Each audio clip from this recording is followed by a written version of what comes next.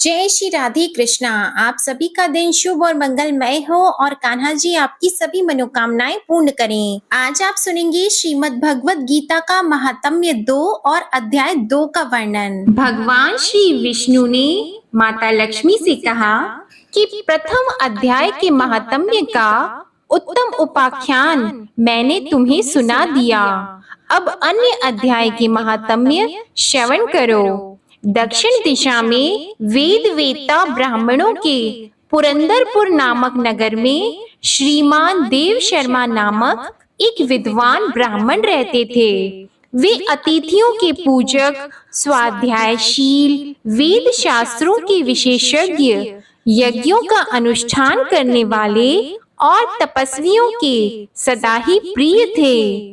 उन्होंने उत्तम द्रव्यों के द्वारा अग्नि में हवन करके दीर्घ काल तक देवताओं को तृप्त किया, किंतु उन धर्मात्मा ब्राह्मण को कभी सदा रहने वाली शांति नहीं मिली। वे परम कल्याणमय तत्व का ज्ञान प्राप्त करने की इच्छा से प्रतिदिन प्रचुर सामग्रियों के द्वारा सत्य संकल्प वाले तपस्वियों की सेवा करने लगे।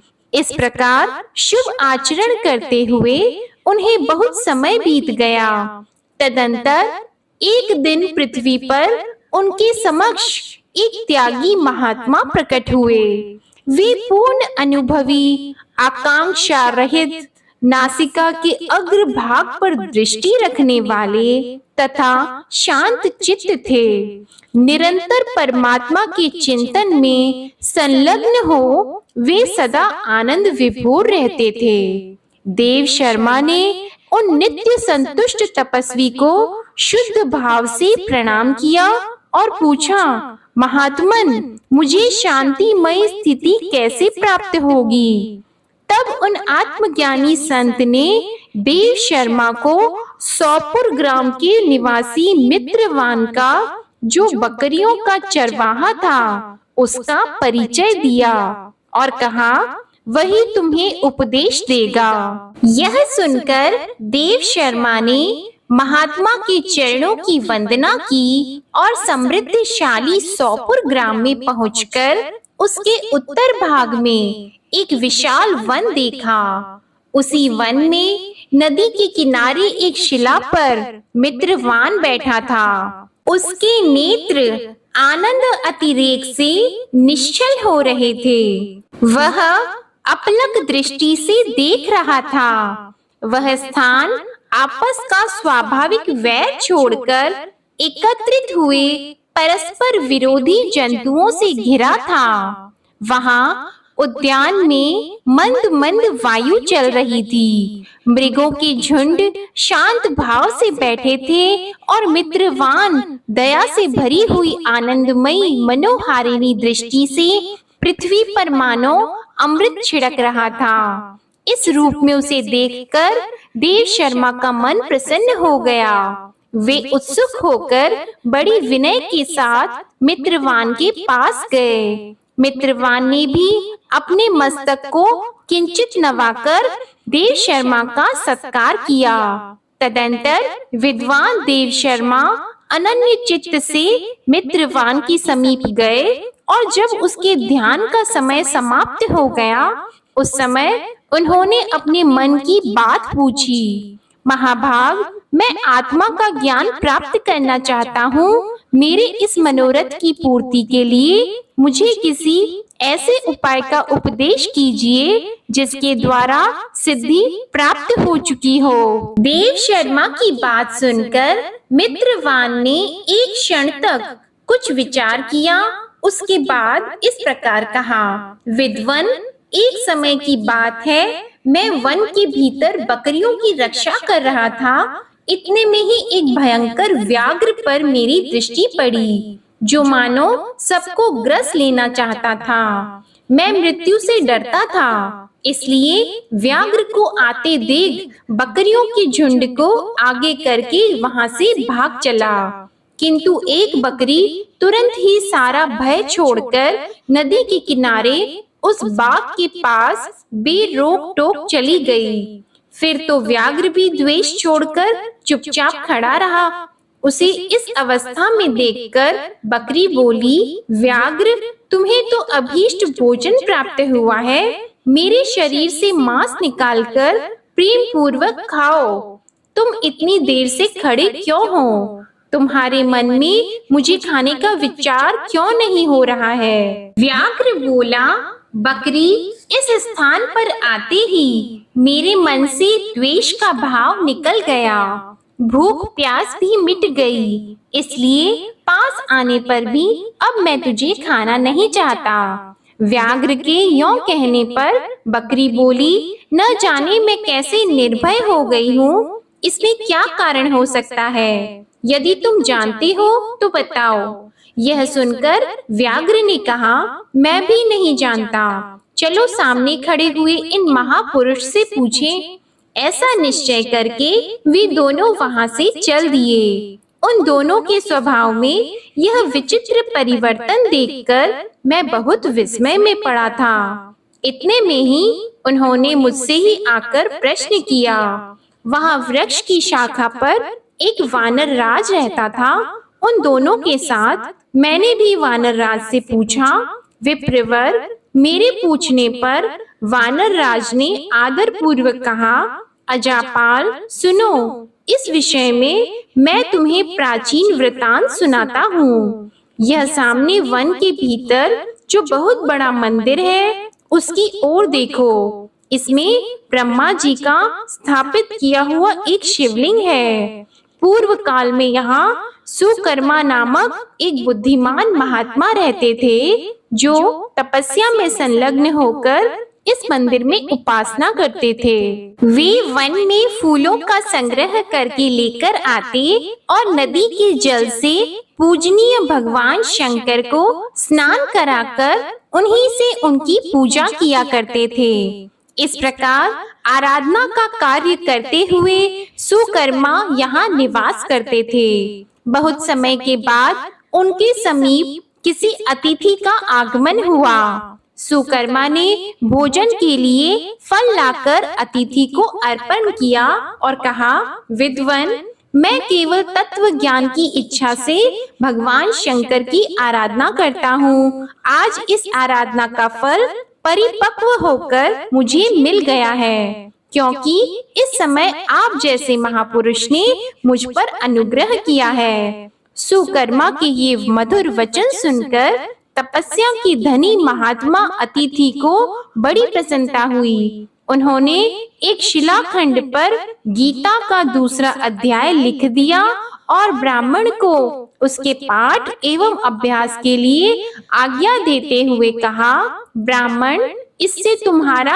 आत्मज्ञान संबंधी मनोरथ अपने आप सफल हो जाएगा। यों कहकर वे बुद्धिमान तपस्वी सुकर्मा के सामने ही उनके देखते देखते अंतर ध्यान हो गए। सुकर्मा विस्मित होकर उनके आदेश के अनुसार निरंतर गीता के द्वितीय अध्याय का अभ्यास करने लगे। तदंतर दीर्घ काल के पश्चात अंतःकरण शुद्ध होकर उन्हें आत्मज्ञान की प्राप्ति हुई। फिर वे जहाँ जहाँ गए वहाँ वहाँ का तपोवन शांत हो गया। उनमें शीत उष्ण और राग द्वेष आदि की बाधाएं दूर हो गई। इतना ही नहीं, उन स्थानों में भूख प्यास का कष्ट भी जाता रहा तथा भय का सर्वथा अभाव हो गया। यह सब द्वितीय अध्याय का जप करने वाले सुकर्मा ब्राह्मण की तपस्या का ही प्रभाव समझो। मित्रवान कहता है, वानरराज के यों कहने पर मैं प्रसन्नता पूर्वक बकरी और बाघ के साथ उस मंदिर की ओर गया। वहां जाकर शिलाखंड पर लिखे हुए गीता के द्वितीय अध्याय को मैंने देखा और पढ़ा। उसी की आवृत्ति करने से मैंने तपस्या का पार पा लिया है। अतः भद्र पुरुष, तुम भी सदा द्वितीय अध्याय की ही आवृत्ति किया करो। ऐसा करने पर मुक्ति तुमसे दूर नहीं रहेगी। भगवान श्री विष्णु कहते हैं कि प्रिय मित्रवान के इस प्रकार आदेश देने पर देव शर्मा ने उसका पूजन किया और उसे प्रणाम करके पुरंदरपुर की राह ली। वहां किसी देवालय में पूर्वोक्त आत्मज्ञानी महात्मा को पाकर उन्होंने यह सारा वृतांत निवेदन किया और सबसे पहले उन्हीं से द्वितीय अध्याय को पढ़ा। उनसे उपदेश पाकर शुद्ध अंतःकरण वाले देव शर्मा प्रतिदिन बड़ी श्रद्धा के साथ द्वितीय अध्याय का पाठ करने लगे। तब से उन्होंने अनवद्य प्रशंसा के योग्य परम पद को प्राप्त कर लिया।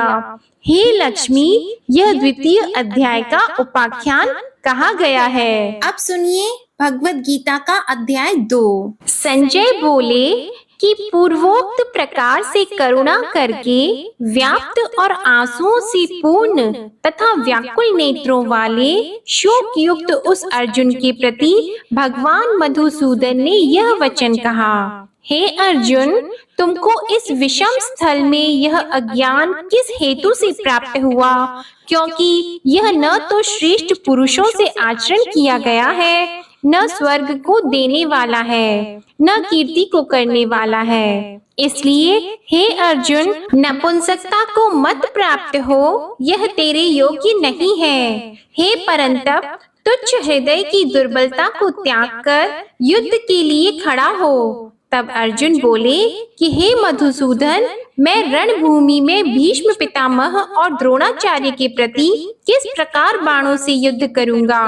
क्योंकि हे मधुसूदन, वे दोनों ही पूजनीय हैं। इसलिए इन महानुभाव गुरुजनों को न मारकर इस लोक में भिक्षा का अन्न भी भोगना कल्याणकारक समझता हूँ। क्योंकि गुरुजनों को मारकर भी इस लोक में रुधिर से सने हुए अर्थ और काम रूप भोगों को ही तो भोगूंगा। और हम लोग यह भी नहीं जानते कि हमारे लिए क्या करना श्रेष्ठ है, अथवा यह भी नहीं जानते कि हम जीतेंगे या हमको वे जीतेंगे। और जिनको मारकर हम जीना भी नहीं चाहते, वे ही धृतराष्ट्र के पुत्र हमारे सामने खड़े हैं। इसलिए कायरता रूप दोष करके उपहत हुए स्वभाव वाला और धर्म के विषय में मोहित चित्त हुआ मैं आपसे पूछता हूँ, जो कुछ निश्चय किया हुआ कल्याणकारक साधन हो वह मेरे लिए कहिए, क्योंकि मैं आपका शिष्य हूँ। इसलिए आपके शरण हुए मेरे को शिक्षा दीजिए। क्योंकि भूमि में निष्कंटक धन धान्य संपन्न राज्य को और देवताओं के स्वामी पने को प्राप्त होकर भी मैं उस उपाय को नहीं देखता हूँ जो कि मेरी इंद्रियों के सुखाने वाले शोक को दूर कर सके। तब संजय बोले, हे राजन, निद्रा को जीतने वाले अर्जुन अंतर्यामी श्री कृष्ण महाराज के प्रति इस प्रकार कहकर फिर श्री गोविंद भगवान से युद्ध नहीं करूंगा ऐसा स्पष्ट कहकर चुप हो गए। उसके उपरांत हे भारतवंशी धृतराष्ट्र, अंतर्यामी श्री कृष्ण महाराज ने दोनों सेनाओं के बीच में उस शोक युक्त अर्जुन को हंसते हुए ये वचन कहे, हे अर्जुन, तू न शोक करने योगियों के लिए शोक करता है और पंडितों के से वचन को कहता है, परंतु पंडित जन जिनके प्राण चले गए हैं उनके लिए और जिनके प्राण नहीं गए हैं उनके लिए भी शोक नहीं करते हैं, क्योंकि आत्मा नित्य है। इसलिए शोक करना अयुक्त है। वास्तव में न तो ऐसा ही है कि मैं किसी काल में नहीं था अथवा तू नहीं था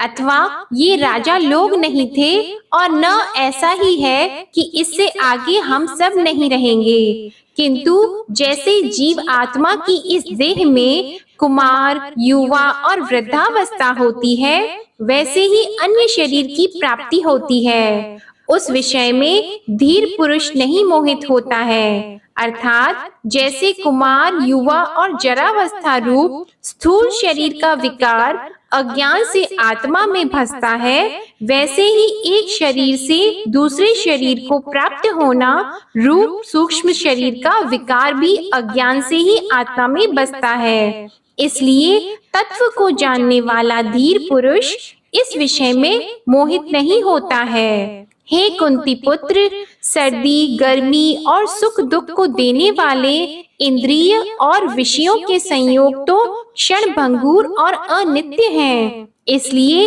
हे भरतवंशी अर्जुन, उनको तू सहन कर, क्योंकि हे पुरुष श्रेष्ठ, दुख सुख को समान समझने वाले जिस धीर पुरुष को ये इंद्रियों के विषय व्याकुल नहीं कर सकते, वह मोक्ष के लिए योग्य होता है। और हे अर्जुन, असत वस्तु का तो अस्तित्व नहीं है और सत का अभाव नहीं है। इस प्रकार इन दोनों का ही तत्वज्ञानी पुरुषों द्वारा देखा गया है। इस न्याय के अनुसार नाश रहित तो उसको जान की जिससे यह संपूर्ण जगत व्याप्त है, क्योंकि इस अविनाशी का विनाश करने को कोई भी समर्थ नहीं है। और इस नाश रहित अप्रमेय नित्य स्वरूप जीव आत्मा के ये सब शरीर नाशवान कहे गए हैं। इसलिए हे भरतवंशी अर्जुन, तू युद्ध कर। जो इस आत्मा को मारने वाला समझता है तथा जो इसको मरा हुआ मानता है, वे दोनों ही नहीं जानते, क्योंकि यह आत्मा न मारता है न मारा जाता है। यह आत्मा किसी काल में भी न जन्मता है और न मरता है, अथवा न यह आत्मा होकर के फिर होने वाला है, क्योंकि यह अजन्मा, नित्य, शाश्वत और पुरातन है। शरीर के नाश होने पर भी यह नाश नहीं होता है। हे प्रथापुत्र अर्जुन, जो पुरुष इस आत्मा को नाश रहित, नित्य, अजन्मा और अव्यय जानता है, वह पुरुष कैसे किसको मरवाता है और कैसे किसको मारता है। और यदि तू कहे कि मैं तो शरीरों के वियोग का शोक करता हूँ, तो यह भी उचित नहीं है, क्योंकि जैसे मनुष्य पुराने वस्त्रों को त्याग कर दूसरे नए वस्त्रों को ग्रहण करता है, वैसे ही जीव आत्मा पुराने शरीरों को त्याग कर दूसरे नए शरीरों को प्राप्त होता है। हे अर्जुन, इस आत्मा को शस्त्र आदि नहीं काट सकते हैं और इसको आग नहीं जला सकती और इसको जल गीला नहीं कर सकता है और वायु इसको सुखा नहीं सकती, क्योंकि यह आत्मा अच्छेद्य है, अशोष्य है तथा यह आत्मा निसंदेह, नित्य, सर्वव्यापक, अचल, स्थिर रहने वाला और सनातन है। यह आत्मा अव्यक्त अर्थात इंद्रियों का अविषय और यह आत्मा अचिंत्य अर्थात मन का अविषय और यह आत्मा विकार रहित अर्थात न बदलने वाला कहा गया है। इसलिए हे अर्जुन, इस आत्मा को ऐसा जानकर तू शोक करने योग्य नहीं है, अर्थात तुझे शोक करना उचित नहीं है। यदि तू इसको सदा जन्मने और सदा मरने वाला माने, तो भी हे अर्जुन, इस प्रकार शोक करने को योग्य नहीं है, क्योंकि ऐसा होने से तो जन्मने वाले की निश्चित मृत्यु और मरने वाले का निश्चित जन्म होना सिद्ध हुआ।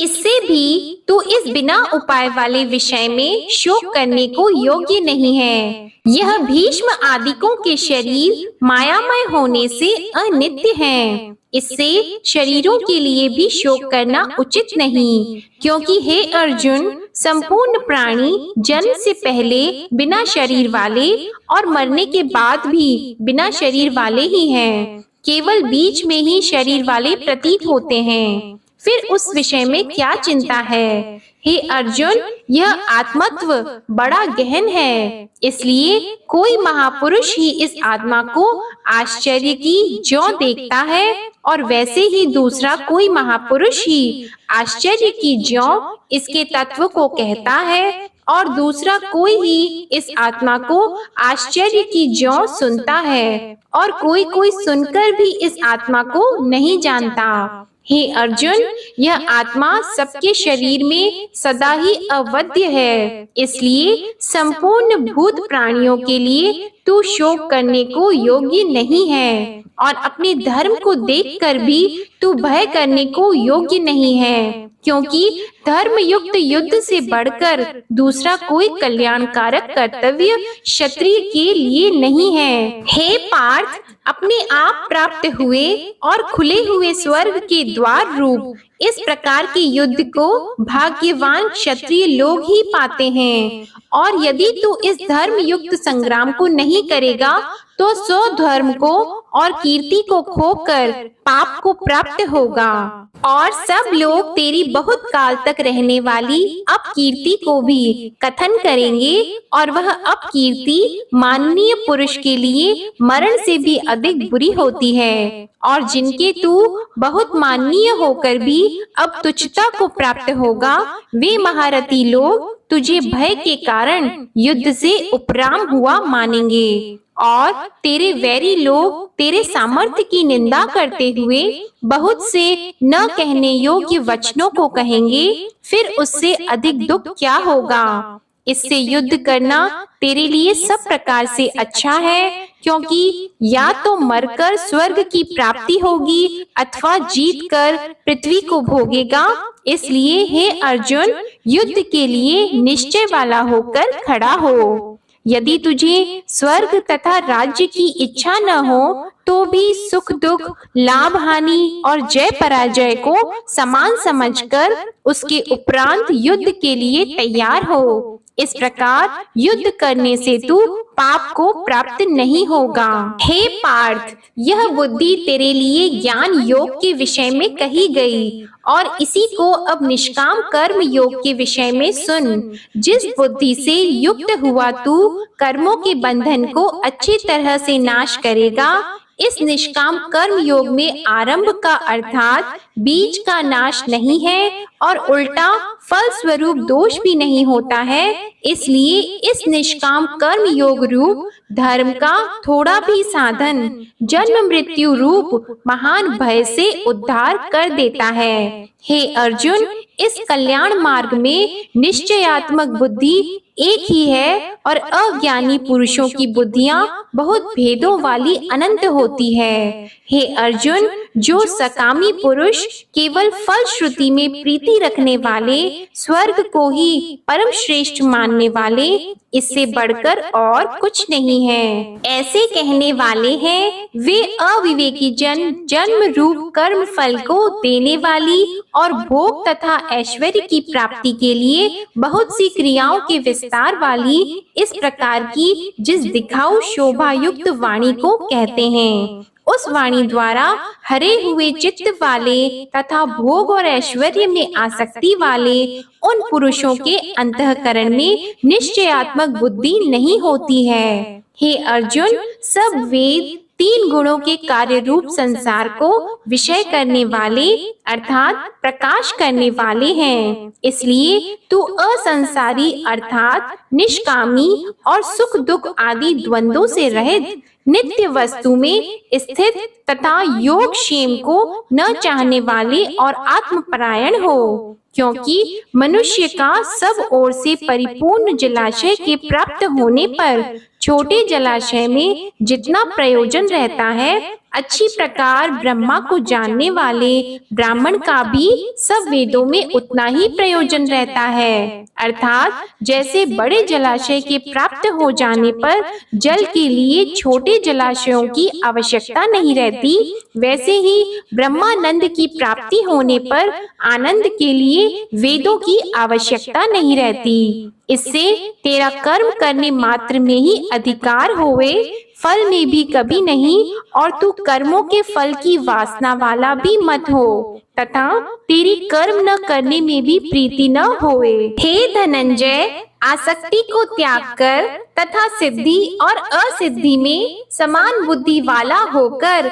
योग में स्थित हुआ कर्मों को कर। यह समत्व भाव ही योग नाम से कहा जाता है। इस समत्व रूप बुद्धि योग से सकाम कर्म अत्यंत तुच्छ है। इसलिए हे धनंजय, समत्व बुद्धि योग का आश्रय ग्रहण कर, क्योंकि फल की वासना वाले अत्यंत दीन हैं। समत्व बुद्धि युक्त पुरुष पुण्य पाप दोनों को ही इस लोक में ही त्याग देता है, अर्थात उनसे लिपायमान नहीं होता। इससे समत्व बुद्धि योग के लिए ही चेष्टा कर। यह समत्व बुद्धि रूप योग ही कर्मों में चतुरता है, अर्थात कर्म बंधन से छूटने का उपाय है, क्योंकि बुद्धि योग युक्त ज्ञानी जन कर्मों से उत्पन्न होने वाले फल को त्याग कर जन्म रूप बंधन से छूटे हुए निर्दोष अर्थात अमृतमय परम पद को प्राप्त होते हैं।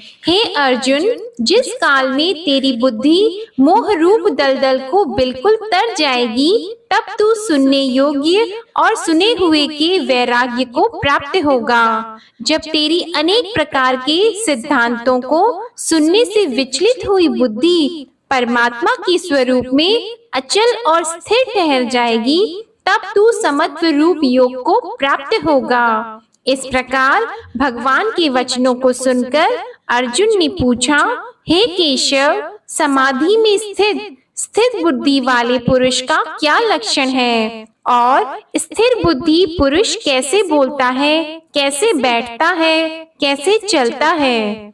उसके उपरांत श्री कृष्ण महाराज बोले, हे अर्जुन, जिस काल में यह पुरुष मन में स्थित संपूर्ण कामनाओं को त्याग देता है, उस काल में आत्मा से ही आत्मा में संतुष्ट हुआ स्थिर बुद्धि वाला कहा जाता है, तथा दुखों की प्राप्ति में उद्वेग रहित है मन, जिसका और सुखों की प्राप्ति में दूर हो गई है स्पृहा जिसकी, तथा नष्ट हो गए हैं राग, भय और क्रोध जिसके, ऐसा मुनि स्थिर बुद्धि कहा जाता है। जो पुरुष सर्वत्र स्नेह रहित हुआ, उन शुभ तथा अशुभ वस्तुओं को प्राप्त होकर न प्रसन्न होता है और न द्वेष करता है, उसकी बुद्धि स्थिर है। और कछुआ अपने अंगों को जैसे समेट लेता है, वैसे ही यह पुरुष जब सब ओर से अपनी इंद्रियों को इंद्रियों के विषयों से समेट लेता है, तब उसकी बुद्धि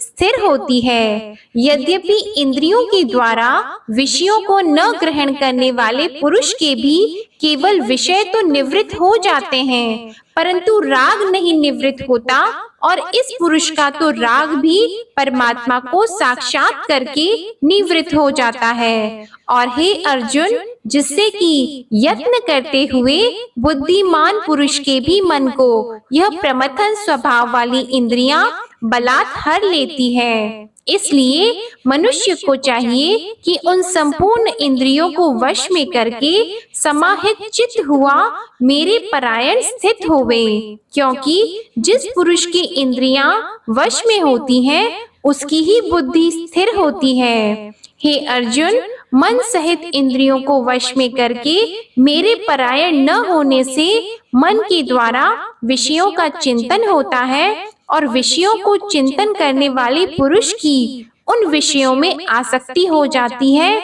और आसक्ति से उन विषयों की कामना उत्पन्न होती है, और कामना में विघ्न पड़ने से क्रोध उत्पन्न होता है। क्रोध से अविवेक अर्थात मूढ़ भाव उत्पन्न होता है, और अविवेक से स्मरण शक्ति भ्रमित हो जाती है, और स्मृति के भ्रमित हो जाने से बुद्धि अर्थात ज्ञान शक्ति का नाश हो जाता है, और बुद्धि के नाश होने से यह पुरुष अपने श्रेय साधन से गिर जाता है। परंतु स्वाधीन अंतःकरण वाला पुरुष राग द्वेष से रहित अपने वश में की हुई इंद्रियों द्वारा विषयों को भोगता हुआ अंतःकरण की प्रसन्नता अर्थात स्वच्छता को प्राप्त होता है। उस निर्मलता के होने पर इसके संपूर्ण दुखों का अभाव हो जाता है, और उस प्रसन्न चित्त वाले पुरुष की बुद्धि शीघ्र ही अच्छी प्रकार स्थित हो जाती है। हे अर्जुन, साधन रहित पुरुष के अंतःकरण में श्रेष्ठ बुद्धि नहीं होती है, और उस अयुक्त के अंतःकरण में आस्तिक भाव भी नहीं होता है, और बिना आस्तिक भाव वाले पुरुष को शांति भी नहीं होती। फिर शांति रहित पुरुष को सुख कैसे हो सकता है? क्योंकि जल में वायु नाव को जैसे हर लेता है, वैसे ही विषयों में विचरती हुई इंद्रियों के बीच में जिस इंद्रिय के साथ मन रहता है, वह एक ही इंद्रिय इस अयुक्त पुरुष की बुद्धि को हरण कर लेती है। इससे हे महाबाहो, जिस पुरुष की इंद्रियां सब प्रकार इंद्रियों के विषयों से वश में की हुई होती है, उसकी बुद्धि स्थिर होती है। और हे अर्जुन, संपूर्ण भूत प्राणियों के लिए जो रात्रि है, उस नित्य शुद्ध बोध स्वरूप परमानंद में भगवत को प्राप्त हुआ योगी पुरुष जागता है। और जिस नाशवान क्षण भंगुर सांसारिक सुख में सब भूत प्राणी जागते हैं, तत्व को जानने वाले मुनि के लिए वह रात्रि है। जैसे सब ओर से परिपूर्ण अचल प्रतिष्ठा वाले समुद्र के प्रति नाना नदियों के जल उसको चलायमान न करते हुए ही समा जाते हैं, वैसे ही जिस स्थिर बुद्धि वाले पुरुष के प्रति संपूर्ण भोग किसी प्रकार का विकार उत्पन्न किए बिना ही समा जाते हैं, वह पुरुष परम शांति को प्राप्त होता है, न कि भोगों को चाहने वाला। क्योंकि जो पुरुष संपूर्ण कामनाओं को त्याग कर ममता रहित और अहंकार रहित स्पृहा रहित हुआ बरतता है, वह शांति को प्राप्त होता है। हे अर्जुन, यह ब्रह्मा को प्राप्त हुए पुरुष की स्थिति है। इसको प्राप्त होकर योगी कभी मोहित नहीं होता है और अंत काल में भी इस निष्ठा में स्थित होकर ब्रह्मानंद को प्राप्त हो जाता है। जय श्री कृष्णा। दूसरा अध्याय समाप्त हुआ। इसके आगे का वृतांत आप अगले अध्याय में सुनिएगा। आज की कथा पसंद आई हो तो वीडियो को लाइक कीजिएगा, शेयर कीजिएगा, कमेंट में श्री कृष्ण भगवान की जय लिखिएगा और चैनल को जरूर सब्सक्राइब कीजिएगा। इसी के साथ आज आप हमारे चैनल पर गुरुवार की व्रत कथा भी जरूर सुनिएगा। जय श्री राधे कृष्णा।